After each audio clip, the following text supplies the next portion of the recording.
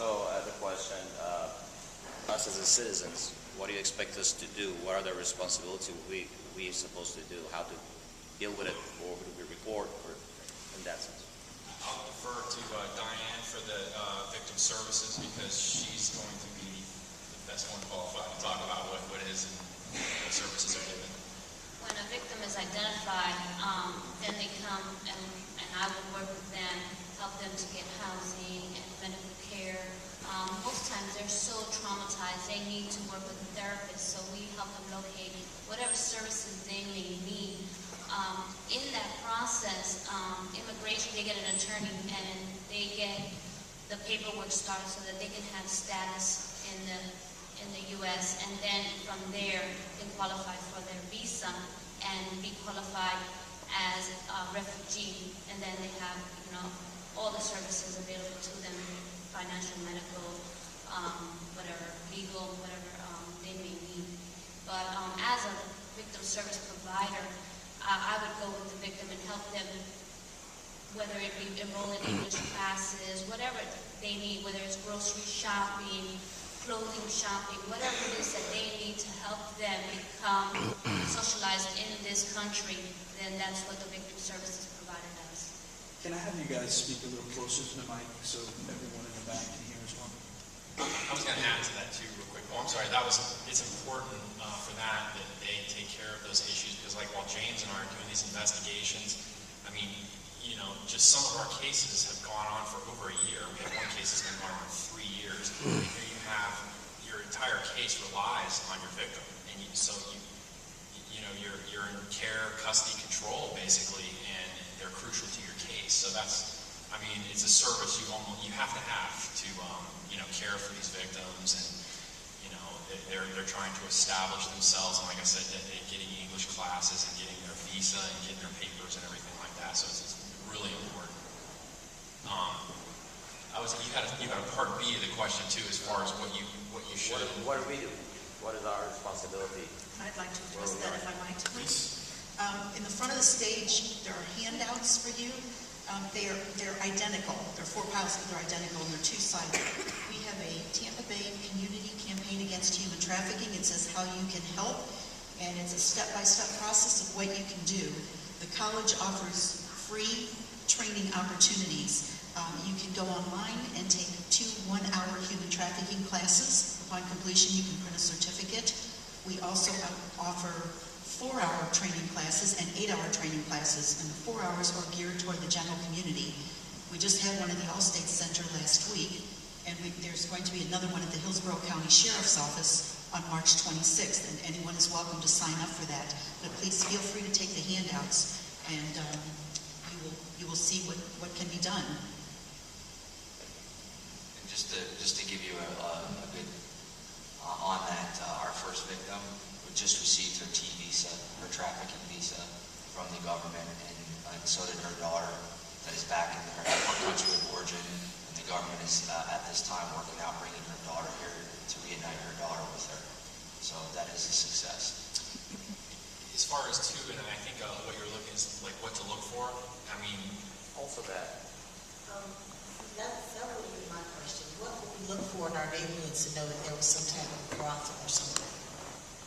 okay, and I was going to definitely go into that. This is interesting in the fact that a lot of times this can be a cultural issue. If you're looking at some of, and this is what we've learned through the investigations we've done, is that culture can play a big part in what exactly you're looking for. And when I say that, I'm talking when it comes to Asian victims, Hispanic victims, whatever. But we in a lot of the presentations we do, and this question gets asked every time, it's like, well, what do we look for? Well, we start off to say, you look for the thing that just doesn't seem to fit. And when I say that, I'll give some of the examples the best I can. When I was talking about safe houses earlier, one I can think in particular that we're actually working right now in the city of Clearwater. This is a house that if you're out walking your dog, you'd look over and you'd see all the windows are boarded up. You'd see nobody ever comes and goes outside the house unless it's like early in the morning when a van comes and then 7 people come pouring out of the house and go into the van. Things things like that. We had one safe house in particular. It was a Vietnamese group.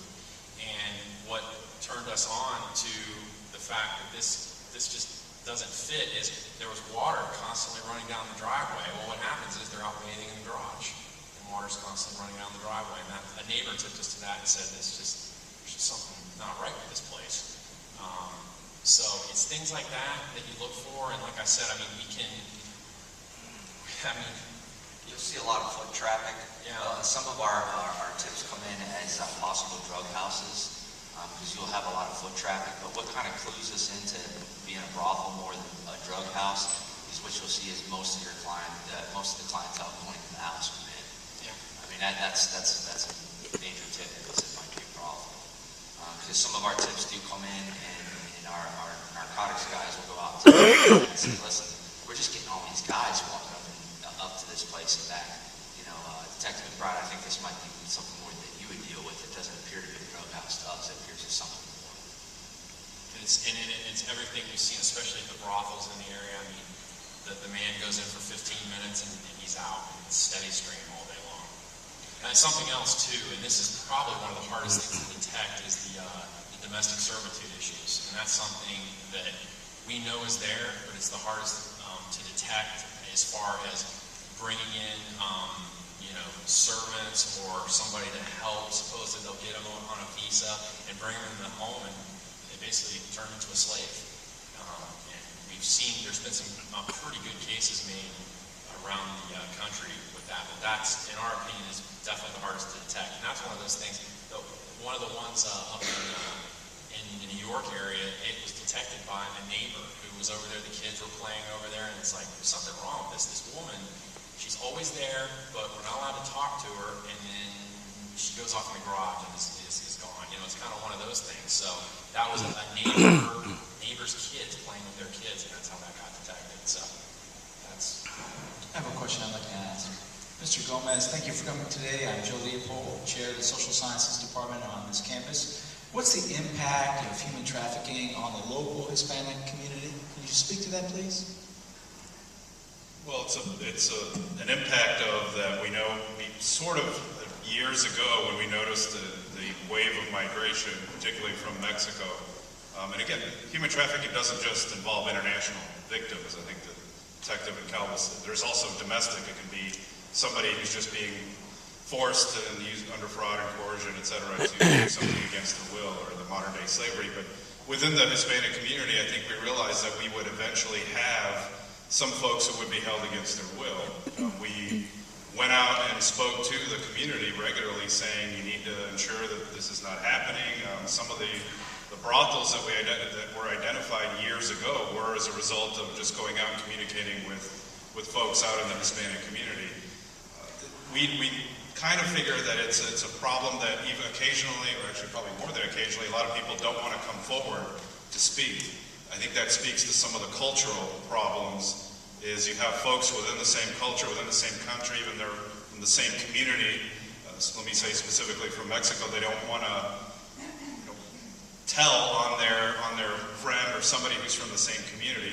So that's a challenge, but the impact is really, we're trying to get into that community to say, look, we cannot have this. This should not be occurring. It is a crime. We're going to find you. We're going to prosecute. We're going to send in Detective McBride and Agent Cundiff in there to investigate and stop this. And once we catch the perpetrators, you will be prosecuted. We want the victims to receive the assistance. So that's kind of the impact, is just telling people it's out there. We don't want this to continue, and we do have the resources to just put a stop to it.